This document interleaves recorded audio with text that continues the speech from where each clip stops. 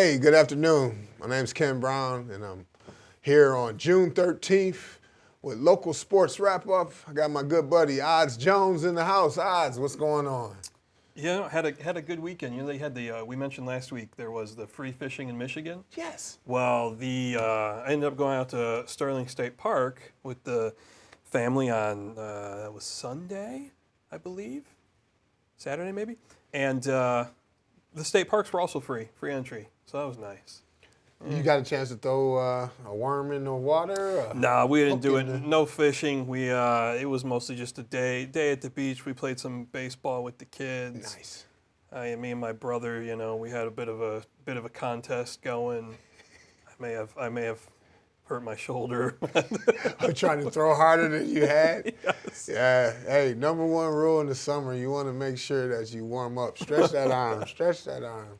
But no, I knew that from the show that it was the free weekend to do the fishing. And then my buddy who has taught me anything that I know about fishing, and who I take my poles to get lined up before I go. Mm-hmm. Thanks, Buck. But he told me that it was free fishing weekend. But to me, it always is so packed. Like we had 4 softball games Saturday. We had 2 softball games Sunday, and it was just like, I didn't get a chance to really get out. Right. But I knew about it, and I have no excuse. So now I guess I just got to buy a license. But no, man, it still was a good weekend because the weather was cool. Yeah, it wasn't bad. It wasn't terribly sunny that day at the beach, but the temperature wasn't too bad.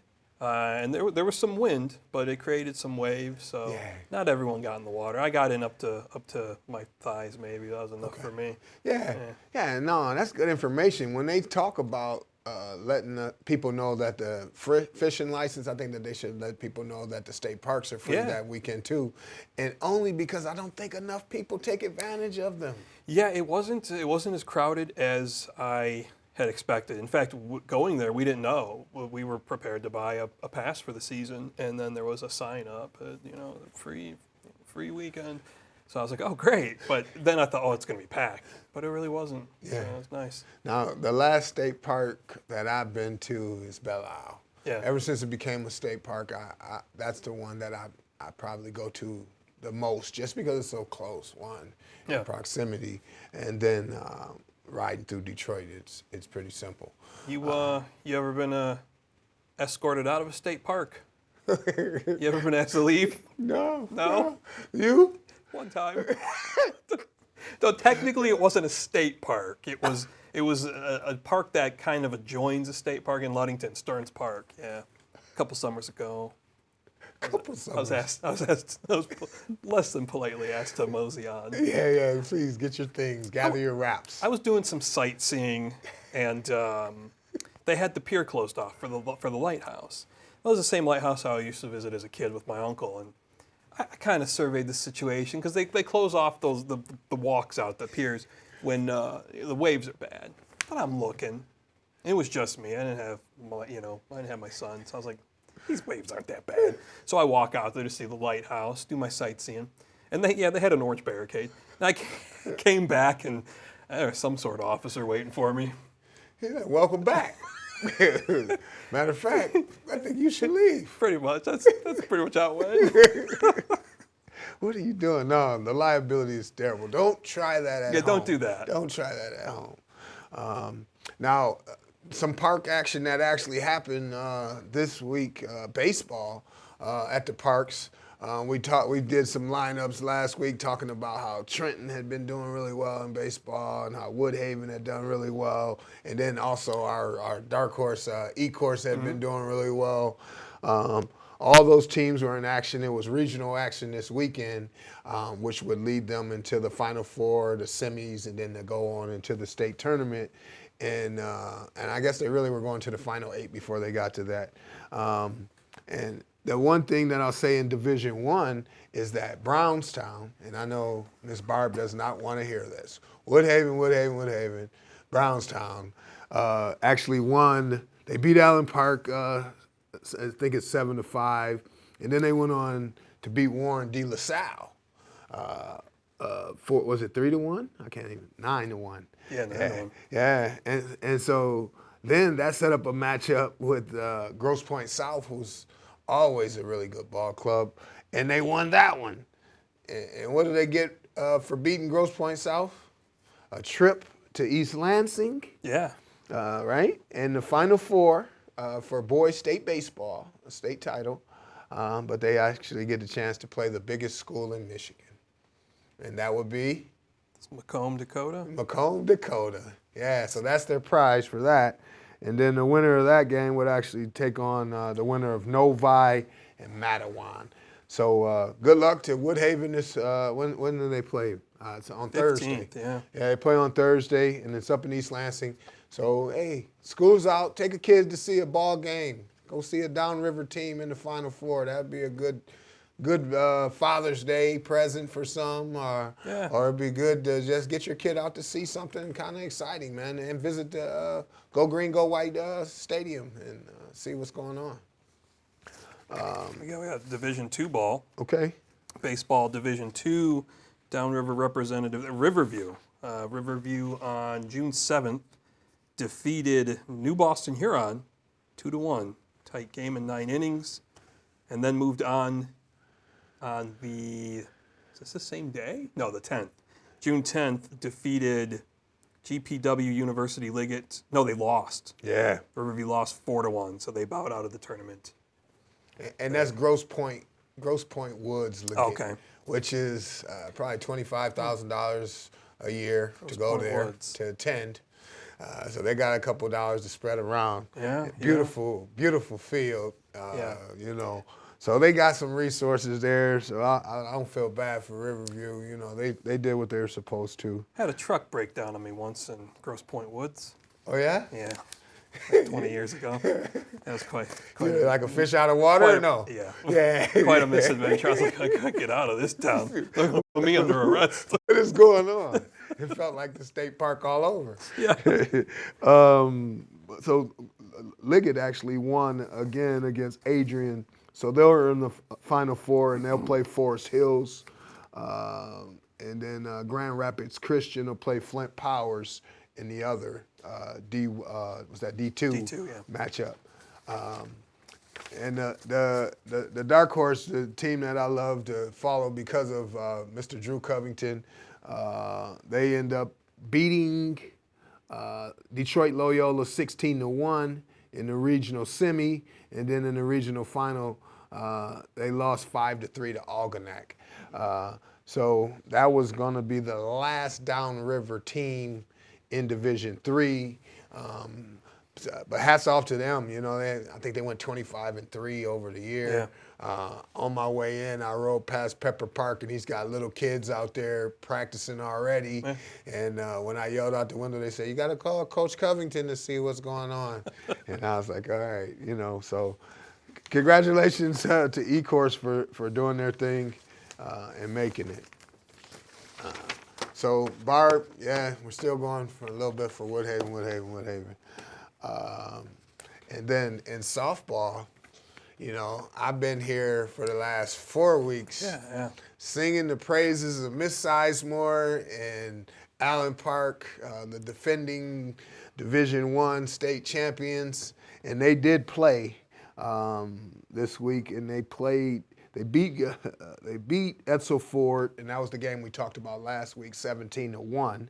So they got out of that one. But then they ran up against a Canton team who beat Garden City. Looks like it was 5-1, and then they bested Allen Park 3-0. No run support. Yeah, it's tough. It's tough. I was hoping she was going to get back-to-back. Yeah. And we still would love to, if they could email us at Local Sports Wrap-Up, I'd love to know where Sizemore is going to college. Yeah. The girl did her thing, and like I said, I was proud just because she was a multiple sport athlete. And at this level, that's unheard of nowadays. Kids are kind of specializing in sports. Yeah. And for her to play multiple sports at such a high level, I thought that was a good story. But they actually lost. But you have some good news about Downriver a little bit. Instead of Barb being mad at me. Yeah. So Brownstown Woodhaven. That's the part of Woodhaven we always forget is it's Brownstown Woodhaven. Brownstown never gets any of the credit. No, it gets any love, and they have the better name, Brown. Yeah, I love it. Yeah. So they, in the regional semi on June 10th, defeated Saline 4-0. Then went on to the regional final, defeated Portage Central 10-0, skunked them. And that led them to the quarterfinal where they'll be taking on Canton. Yeah. And that's today. So the best news out of all of it, I think, for Brownstown Woodhaven is that they are top 8. You know, they're in the final 8 of the people that they have left. If they can be so blessed to win that game, they'll be headed to Michigan State on Thursday to play in the semifinals for the state championship. So they got their girls doing really well. They got their boys doing really well.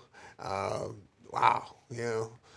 We wish that was Wood Wyandotte, right? Mm-hmm. But at the same time, it's really close. And they're doing their thing. So good luck to the Brownstown Woodhaven team. Hopefully they'll bring something back downriver. That'll be nice to see. And I also want to give the other thing that happened in that. We talked about Sizemore, but the #1 team in the state this year was Farmington Hills Mercy. And they're always good, similar to that Grosse Pointe Liggett team I was talking about where they pay certain tuition, da-da-da. They lost, you know, and they were the #1 team, and they ended up losing to Heartland. And then I would be remiss if I didn't mention Detroit Renaissance got into the regionals with not a senior on the roster, and they did really well, and then they lost to Grosse Pointe North. But my 9th grader next year, Carrington, she'll be attending Detroit Renaissance. Okay. So we're proud of them and the work that they did this year. So. And then D2 softball, one representative from our area, Trenton, defeated New Boston Huron 5-0 in the regional semi. Then went on to defeat Chelsea 11-1, and they will now face off today against Dearborn Divine Child. And they'll be playing at a pristine location, Adrian College. Oh. That field is phenomenal. I think that Trenton has what it takes to win. A guy named Larry Hall, he's the hitting coach for Dearborn Divine Child, so my daughter goes to him on occasion. And so I know that they can swing, and that's Divine Child. So it'll be a good game, hopefully. And then, again, same thing. They're top 8. Right. Top 8 in the state, you know, and they're going to get to the Final Four so they can get to East Lansing themselves, punching their ticket. I think it's a great opportunity for those girls to see beautiful campuses where they could potentially go to school and hopefully play softball or something. Yeah, and I think that's like kind of the undersold element of high school sports is some of the places that you get to visit and, you know, see maybe different parts of the state or even parts of the country. Sure. Yeah. Exposure, man. It's everything. It's everything. Now, I know when me and Marty was doing the show the last few years, the thing that rang in my ears was Grosse Ile, right? Mm-hmm. Grosse Ile and their soccer teams, whether it was boys, girls, whatever it was, I remember it was a guy who had 125 goals over his career, and this guy was making big moves. Guess what? After all this time, Grosse Ile is still really good in soccer. Matter of fact, they actually are regional champs, so congratulations to the girls for that, ladies soccer. And they play today in Howell to advance to the state tournament, to the state championship. And there's a young, there's a lady. Her name is Natalie Kirk. Natalie Kirk scored 2 goals for the Red Devils, and they beat Williamston 2-1 in the regional final. So Natalie had a lot to do with that. It's the 2nd regional championship in school history, so it must be the boys that are really good, and the girls are trying to follow suit. You know, so congratulations to Natalie Kirk for scoring 2 goals and kicking them all the way into the championship. You know, well, you know, they say about Grosse Ile, they've got that Scrooge McDuck money.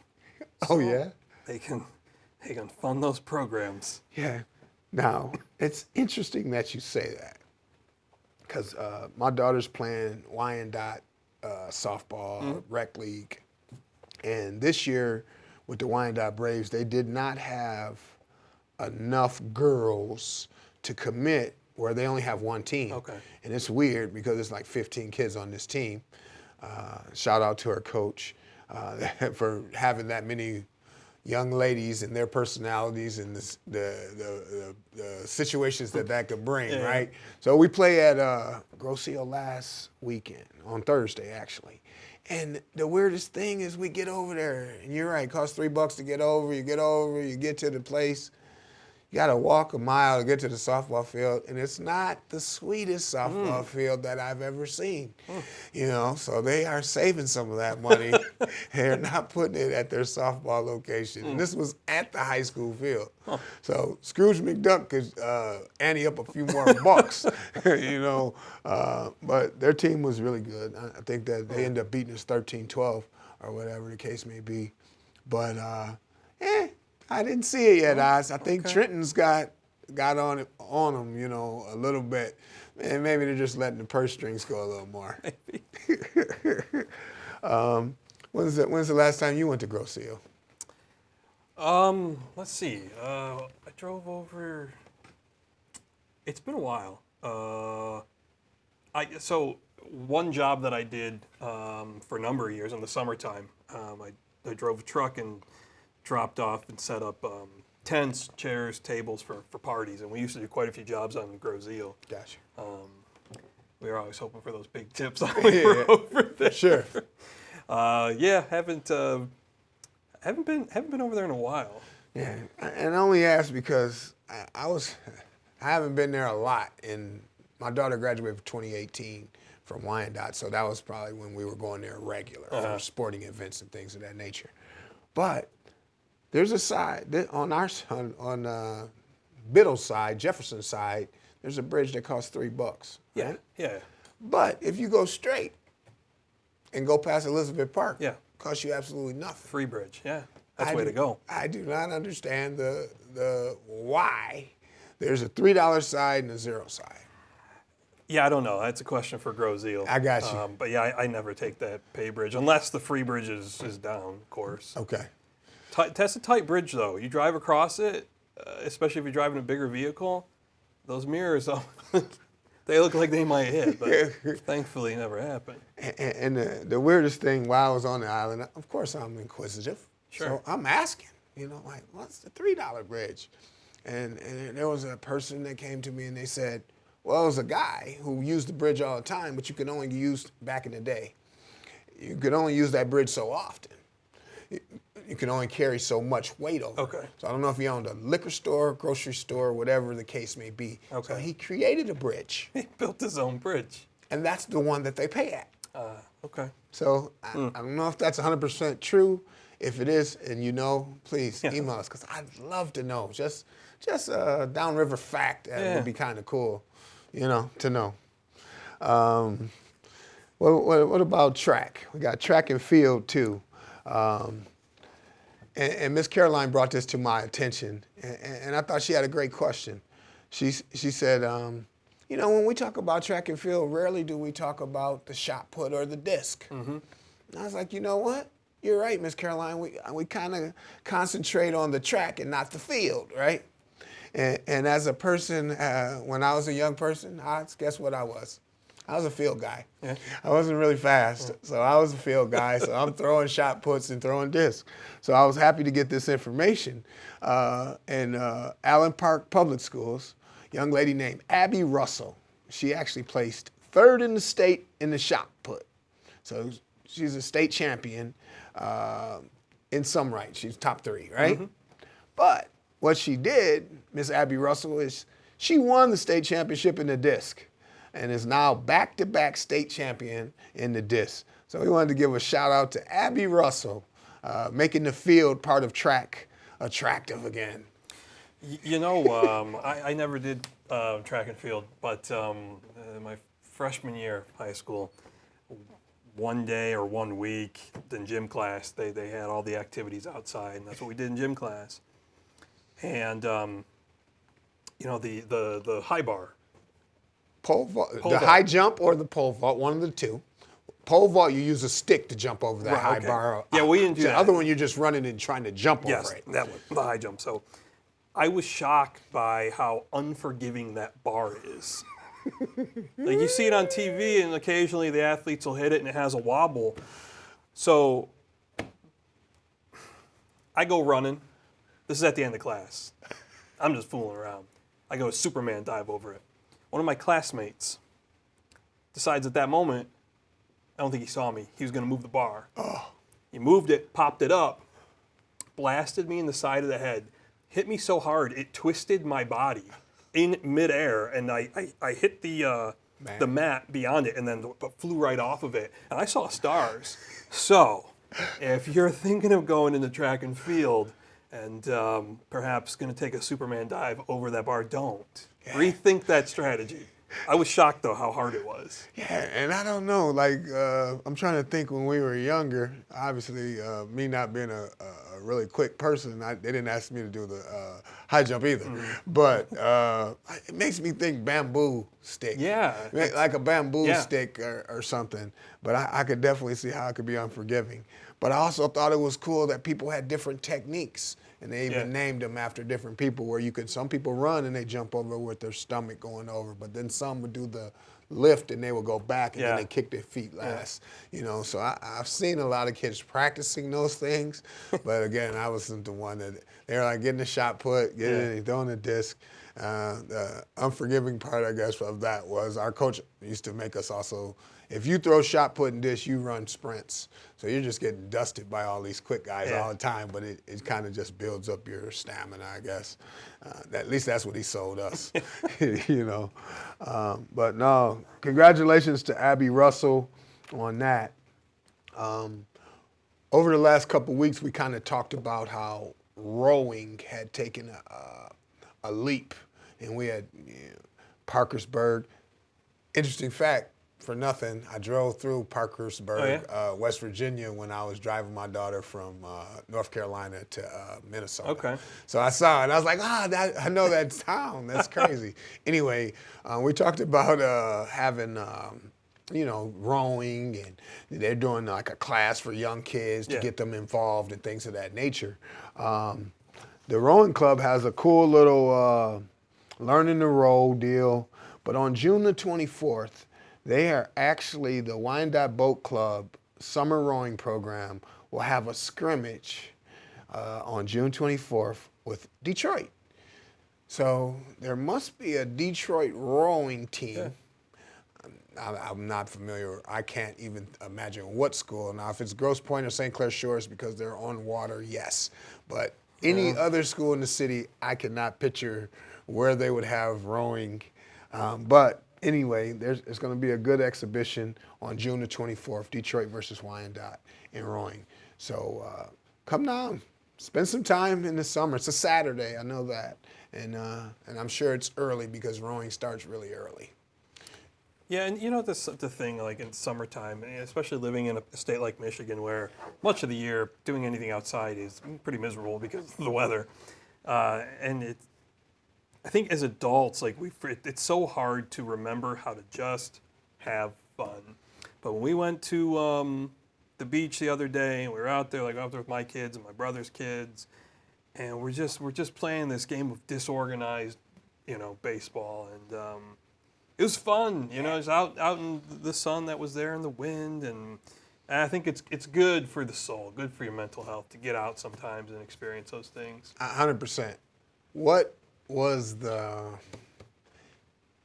youngest kid that participated with you? And youngest might be the wrong way to say that. I guess the range. Like if it's 8 to 12, 14? Let's see. So my son's 8. My brother's son is 5 or 6, and then my cousin's son played a bit with us. He's about 9. Okay. Yeah. And see, I think that those are good ages for less distractions when we're outside. Because if you get a kid that's 12, 13, 11, now they got a phone, and That's now true, it doesn't yeah. charge. How can I get my phone charged? I don't want to play catch. I'd rather do this, and I think that as this summer approaches, us as parents, we need to start thinking about how can I get kids away from screen time? Kids and ourselves. But you know what I did recently? I put on the screen time, I don't want to call it an app, the function on my phone, just to see how much I'm on my phone every day. And I was a little surprised, like how much it adds up by the end of the day. It was over 4 hours. Yeah. Like that's a big chunk of your day. So it's good to be aware of those things and to take breaks from them. Yeah. And especially now where kids are doing stuff on the computer, just like you said, adults too, where we're working virtually and doing different stuff. You're on the computer and screen times all the time. You're always faced with it. Yeah. I think that 4 hours is great. I got that same piece on my phone, and generally I'm up in 5 and some odd hours. And I'm so happy when it says, hey, this week you're an hour and a half less than you. Like, okay. It's progress. Yeah, you got to, it's got to be meaningful. You got to make it purposeful to not be on it. Yeah. And a day at the beach is the perfect time for that. It was great. It was, my mom and stepdad came out there. We had pizza, and it was just relaxing and then going with the flow and not worrying about bills or this or that. It was nice. Yeah. I think as we're approaching the end of local sports wrap up for this year and coming back in the fall, it's important for us to talk about some of the things that'll be happening this summer. Now, I guess we're reiterating them because we've definitely talked about them before. Yeah. But don't forget to go to the Yak Arena and sign up for some of these cool activities, whether it's beach volleyball or it's tennis lessons. I'm hoping that they still have where you can go check out with an ID. You can go check out a ball. You can check out a bat. You can check out, different. Yeah, I believe the, what do they call it, the Sport Port or something like that? Yeah. I've not heard anything to the contrary. Yeah, so no, man, it's a good place, man, where you got an opportunity to go in and get some stuff because you may not have all of the resources like what is that? It's not ping pong. Pickleball? Pickleball. If Yeah. you want to try your hand at pickleball, be a good time to go to Yak, get the equipment, and then run over to FOP and the most recently dedicated court. Yeah. That'd be awesome. You also got some for seniors. So let's not forget our seniors. Yeah, the Senior Olympics in August. This will be in Brownstown, August 14th through the 18th. That's the Downriver Senior Olympics. And like Ken had mentioned, if you go to the Yak, they have all of these flyers. Like as soon as you go in those doors to the left, I believe it is, there's just like like a wall of like trays where you can take out the different flyers, all the different programs they have there. Yeah. So go to the Senior Olympics. You may even have an opportunity to be in the home of the state girls baseball team, softball team, and the boys state baseball team if they pull it off over the next couple weeks. But it's been a blast as always, Oz. It goes faster than it should. But I appreciate you, and thanks for sitting with me, and thanks for tuning in, man. It's always fun. We enjoy it, all right? So for Local Sports Wrap Up, have a great day.